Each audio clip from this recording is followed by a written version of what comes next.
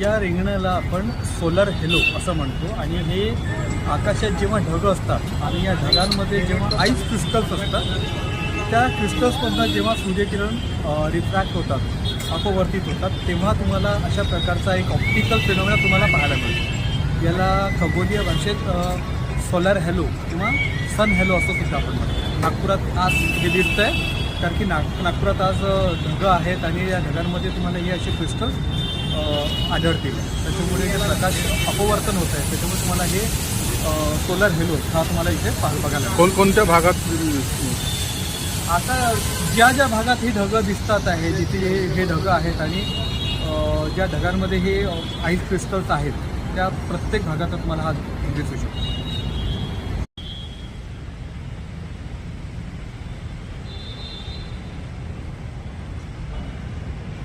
या रिंगणाला आपण solar hello असं म्हणतो आणि हे आकाशात जेव्हा ढग असतात आणि या ढगांमध्ये जेव्हा आईस क्रिस्टल्स असतात त्या क्रिस्टल्समधनं जेव्हा सूर्यकिरण रिफ्रॅक्ट होतात अपवर्तित होतात तेव्हा तुम्हाला अशा प्रकारचा एक ऑप्टिकल फिनॉमिना तुम्हाला पाहायला मिळतो। याला खगोलीय भाषेत सोलर हेलो किंवा सन हेलो असं सुद्धा आपण म्हणतो। नागपुरात आज हे दिसतं आहे कारण की नागपुरात आज ढगं आहेत आणि या ढगांमध्ये तुम्हाला हे असे क्रिस्टल्स आढळतील। त्याच्यामुळे जे प्रकाश अपवर्तन होत आहे त्याच्यामुळे तुम्हाला हे सोलर हेलो हा तुम्हाला इथे बघायला कोणकोणत्या भागात आता ज्या भागात ही ढगं दिसतात आहे जिथे हे ढगं आहेत आणि ज्या ढगांमध्ये हे आईस क्रिस्टल्स आहेत त्या प्रत्येक भागात तुम्हाला हा दिसू शकतो।